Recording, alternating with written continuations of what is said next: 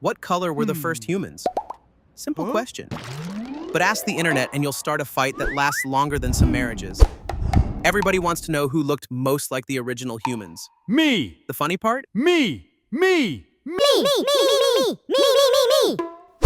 If we could travel back far enough, most of those arguments would disappear immediately.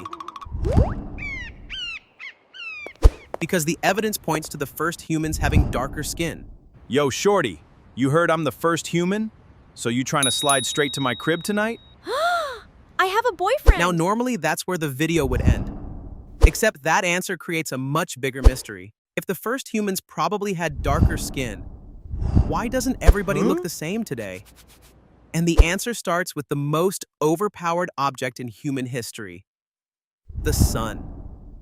Seriously, the sun grows your food, powers entire ecosystems, keeps the planet alive. Ooh, look at this shiny apple. Eve, stop! God said we will die. He will be furious. Relax, Adam. This fruit just came by photosynthesis from the sun. It is solar powered. And spends every single day trying to cook you.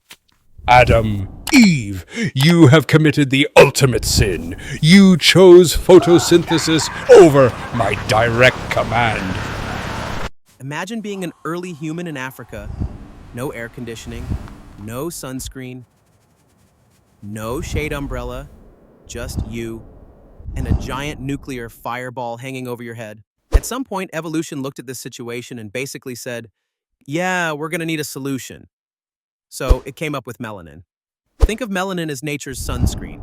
Except, unlike regular sunscreen, your ancestors couldn't forget to apply it and then spend the rest of the day regretting their decisions. Problem solved. Or at least it looked solved. Because humans immediately started doing something they are still doing today. Going places nobody asked them to go. Hey, get out! Across deserts, across mountains, across forests, and eventually into places where the sun seemed to be working part-time. Imagine spending thousands of generations under intense sunlight, then moving somewhere that looks permanently stuck on winter mode. Now evolution had a problem. Actually, two problems. Because melanin protects you from sunlight, but sunlight also helps your body make vitamin D. And vitamin D is surprisingly important. Without enough of it, your bones start having a very bad day. So now evolution was trapped. Too little melanin? Sun damage. Too much melanin? Vitamin D problems. It was like trying to satisfy two angry customers with opposite complaints. And that's when humans started changing. Different places, different sunlight, different solutions. Over thousands of years, human populations adapted to their environments. And that's why people gradually developed different skin tones. But here's the twist most people never hear. Despite all those differences, humans are genetically incredibly similar.